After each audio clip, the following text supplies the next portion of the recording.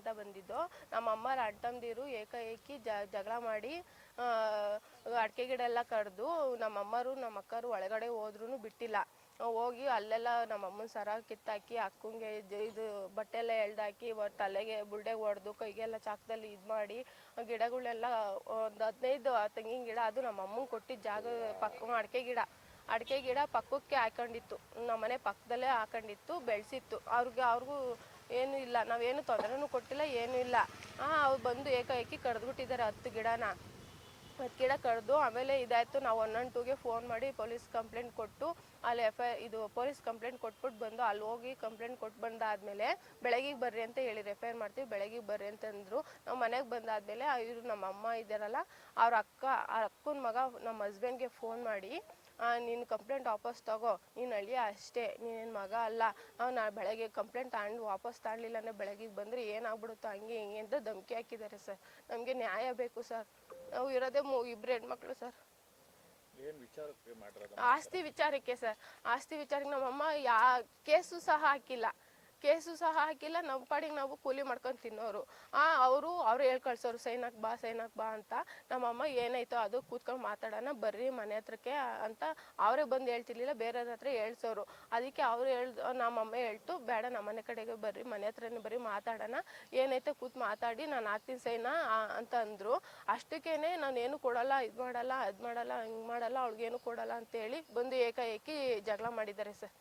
ನಮಗೆ ಇದು ಕೇಸು ಸಹ ಹಾಕಿಲ್ಲ ಸರ್. ಜಮೀನಿಗೆ ನಾವು ನಮ್ಮ ಪಾಡಿಗೆ ನಾವು ಇದ್ದೀವಿ, ಅವ್ರ ಮನೆ ಬಾಗ್ಲಿಗೂ ಹೋಗಿಲ್ಲ, ಅವ್ರದ್ದು ಆಸ್ತಿಗೂ ನಾವು ಏನು ತಕರಾರು ತೆಗ್ದಿಲ್ಲ ಹೆಣ್ಮಕ್ಳು ಅಂತ. ನಮ್ಮ ಪಾಡಿಗೆ ನಾವು ನಮ್ಮ ತಾತ ನಮ್ಮ ಅಮ್ಮಂಗೆ ಅರ್ಶಿನ ಕುಂಕುಮಂಗೆ ಅಂತ ಜಮೀನು ಕೊಟ್ಟಿತ್ತು, ಅದ್ರಲ್ಲಿ ಮನೆ ಕಟ್ಕೊಂಡು ಸೈಟ್ ಕೊಟ್ಟಿದ್ರು, ಅದರಲ್ಲಿ ಮನೆ ಕಟ್ಕೊಂಡು ನಾವು ಕೂಲಿನೋ ಮಾಲಿನೋ ಮಾಡ್ಕೊಂಡು ಚೆನ್ನಾಗಿದ್ದೀವಿ. ಅದನ್ನು ನೋಡೋಕ್ಕಾಗದೆ ಬಂದು ಇದು ಮಾಡಿದ್ದಾರೆ ಸರ್, ಜಮೀನಿಗೆ ಸೈನ್ ಹಾಕೋ ವಿಷಯಕ್ಕೋಸ್ಕರ. 2 ಸತಿ ಕಂಪ್ಲೇಂಟ್ ಆದ್ರೂ ರಾಜಿ ಮಾಡಿ ಕಳಿಸಿದ್ರು, ಈ ಸತಿ ಈ ಥರ ಮಾಡಿದ್ದಾರೆ ಸರ್. ಜೀವ ಭದ್ರತೆ ಹಾಕಿದ್ದಾರೆ ಸರ್. ನಮಗೆ ನ್ಯಾಯ ಬೇಕು ಸರ್, ಪ್ಲೀಸ್ ಸರ್. ನಮ್ಮ ಹೆಸರು ನಿರ್ಮಲಾ ಅಂತ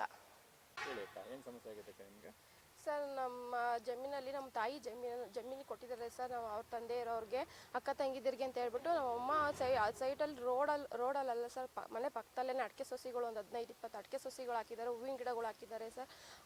ಅದನ್ನು ಮುಂಚೆನೇ ಇದು ಮಾಡಬೇಕಾಯ್ತು, ತೆಗಿಸ್ಬೇಕಾಯ್ತು. ಈಗ ಏಕಾಏಕಿ ಬಂದು 20 ವರ್ಷದಿಂದ ನಾವು ಸವಾಸಕ್ಕೂ ಏನಕ್ಕೂ ಹೋಗೋದಿಲ್ಲ ಸರ್.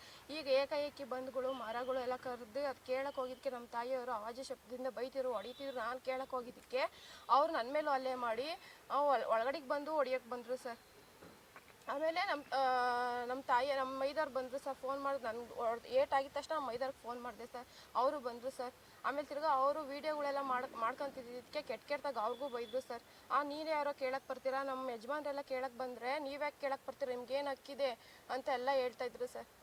ಆಮೇಲೆ ತಿರ್ಗಾ ಪೊಲೀಸ್ ಸ್ಟೇಷನ್ಗೆ ಹೋಗಿ ಕಂಪ್ಲೇಂಟ್ ಕೊಟ್ಟಿದ್ದೀವಿ. ಅಲ್ಲಿ ಊರಿನ ಮುಖಂಡರುಗಳೆಲ್ಲ ಬಂದು ನಮಗೆ ರಾಜಿ ಮಾಡ್ಕೊಳ್ರಿ ಅಂತ ಎಲ್ಲ ಹೇಳಕ್ಕೆ ಬರ್ತಿದ್ದಾರೆ. ನಾವು 20 ವರ್ಷದಿಂದನೂ ಅವ್ರ ಮನೆ ಬಾಕ್ಲು ಹೆಂಗೈತೆ, ಅವ್ರ ಮುಖಗಳು ಹೆಂಗವೆ ಅಂತಲೂ ನಾವು ನೋಡೋಕೆ ಹೋಗಲ್ಲ ಸರ್. ನಾವಾಯಿತು ನಮ್ಮ ಪಾಡಾಯಿತು, ನಮ್ಮ ತಾಯಿ ಅವ್ರ ಪಾಡಿಗೆ ಅವ್ರು ಇರ್ತಾರೆ. ನಮ್ಮ ತಂದೆ 4 ಗಂಟೆಗೆ ಎದ್ದೋದ್ರೆ ಕೆಲಸಕ್ಕೆ 6 ಗಂಟೆಗೆ ಬರ್ತಾರೆ ಸರ್. ಅವರು bus driver sir, school van ಓಡ್ಸೋಕೆ ಹೋಗ್ತಾರೆ. ಇಷ್ಟು ಕಷ್ಟಪಟ್ಟು ಜೀವನ ನಡೆಸ್ತಿದ್ದಾರೆ ಸರ್. ಸ್ವಾಭಿಮಾನವಾಗಿ ತಾಯಿ ಮನೆ ಹತ್ರ ಇದೆ ಅಂತ ಹೇಳ್ಬಿಟ್ಟು ಒಂದು ಉಳ್ಕಡ್ಡಿ ನಾರ್ಗೂ ಅವ್ರು ಕೇಳಕ್ಕೆ ಹೋಗಲ್ಲ ಸರ್. ಅವರು ಸ್ವಾಭಿಮಾನವಾಗಿ ಬದುಕ್ತಾ ಇದ್ದಾರೆ ಸರ್.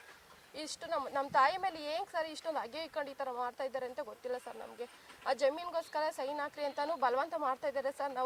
ನಮ್ಗೇನು ಬರಬೇಕು, ಏನು ಕೊಡ್ತೀರಾ ಅದು ಕೊಟ್ಟು ನಾವು ಕೇಳಿದ್ರೆ ಸೈನ್ ಹಾಕ್ತೀವಿ ಅಂತಲೂ ಹೇಳಿದ್ದೀವಿ. ನಾವು ಯಾವುದೇ ಕೇಸ್ ಹಾಕಿಲ್ಲ, ಯಾವುದೇ ಥರ ಇದು ಮಾಡಿಲ್ಲ ಸರ್ ಅವ್ರಿಗೆ. ಈಗ ಎಷ್ಟು ಗಿಡ ಒಳಗಿದಾವಮ್ಮ? ಒಂದು 15-10 ಹೋಗಿದ್ದಾವೆ ಸರ್. ನಿಮ್ಮ ಹೆಸರು? ನಮ್ಮ ಹೆಸರು ಗೀತಾ ಸರ್.